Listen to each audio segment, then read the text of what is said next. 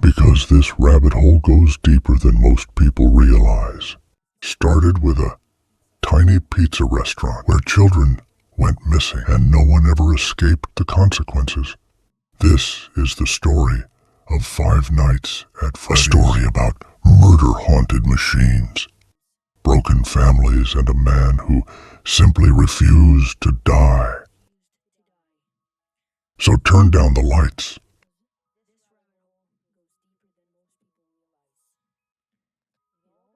It all begins with a man named William Afton on the surface. Afton looked ordinary, a businessman, an inventor, a father. But underneath that calm exterior, something most trust. William Afton Co. founded a company called Fazbear Entertainment alongside his business partner Henry. Emily.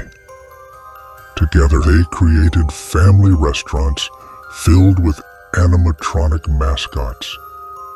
Freddy Fazbear, Bonnie Chica, and last but not least, Foxy. To most kids, they were harmless entertainers.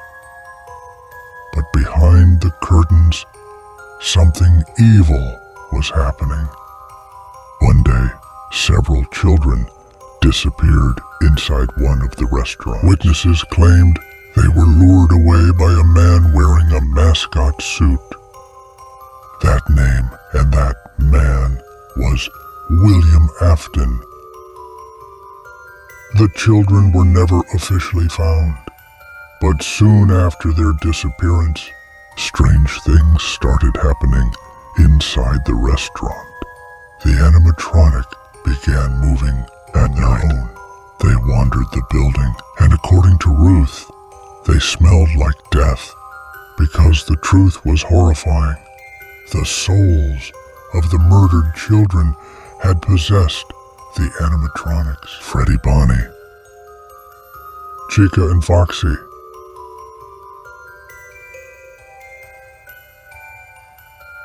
Each one became a prison for a dead child, seeking revenge. And from that moment forward, Fazbear Entertainment was cursed. But the tragedy didn't stop there. William Afton had children of his own.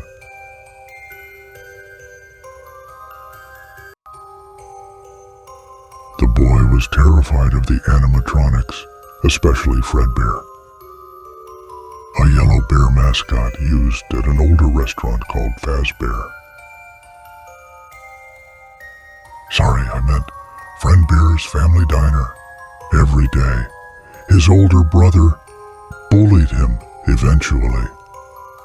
That bully, and how much he bullied him every day, went too far. During the boy's birthday party in 1983, his brothers and his friends lifted him toward Frederick's mouth, which would later go on to know as the Bite of 83.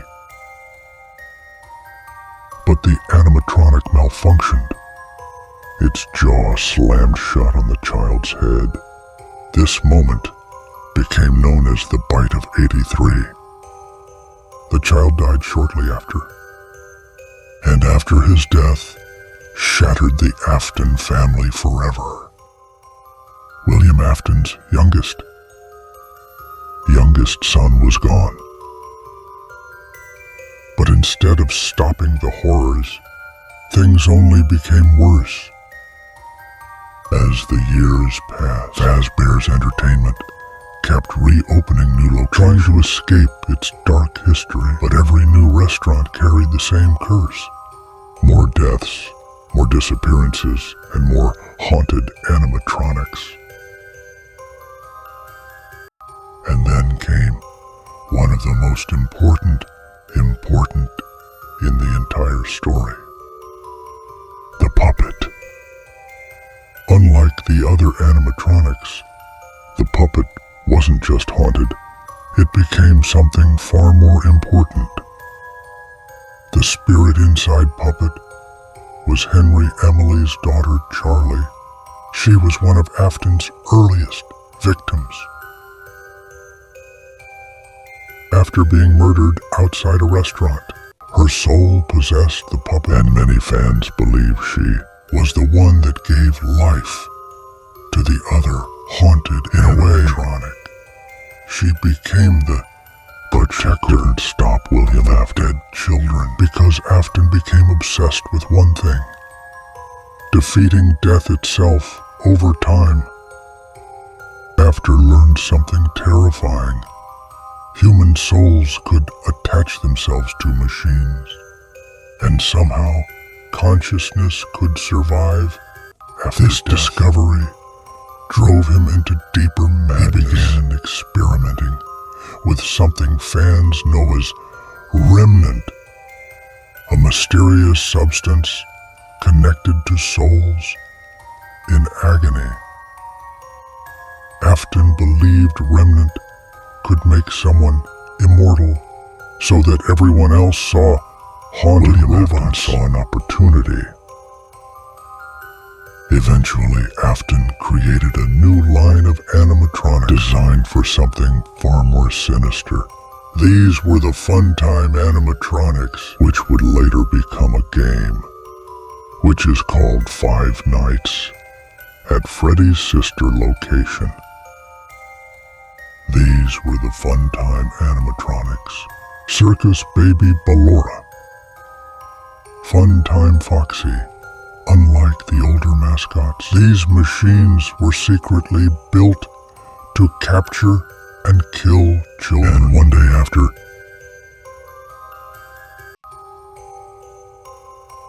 Elizabeth approached Circus Baby, and despite being warned to stay away, Baby lured her closer, and suddenly, Circus Baby killed Elizabeth. That means Afton, with his own daughter. Afton made a machine to capture children, which in the end made a mistake of killing Elizabeth. His own daughter got killed by a creation that was made by her father.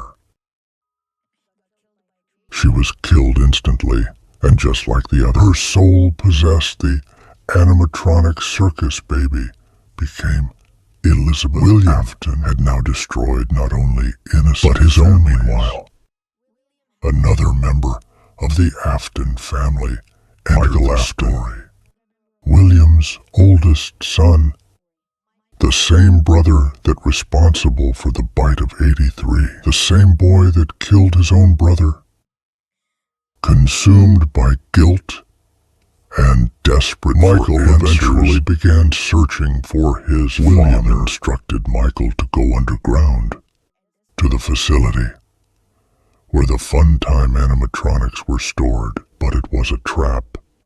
The animatronics has merged together into a creature called Ennard, which is a very popular today figure in all the modded games. But, quite literally, Enid scooped out Michael's insides and wore his body like a disguise. For a while it worked, but eventually Michael's body began rotting. People noticed something was horribly wrong, and Ennard abandoned him. At this point, Michael should have died. Somehow he didn't. The remnant inside him kept him alive, a walking corpse, searching for his father. Then came the moment that changed everything. William Afton returned to one of the abandoned Freddy locations. He knew the haunted animatronics were after him, so he hid inside an old spring-lock suit called Spring Bunny. A spring-lock suit was a dangerous. Comment for part 2.